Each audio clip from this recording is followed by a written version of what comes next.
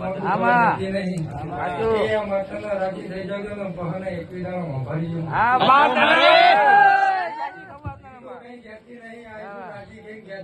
આમાં રાજી થઈ જાવ તો પહને એકવી દાણો જોઈ જવું.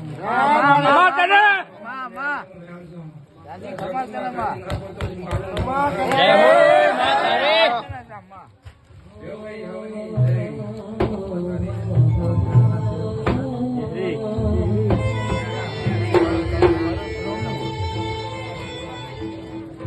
આ લાકડીઓની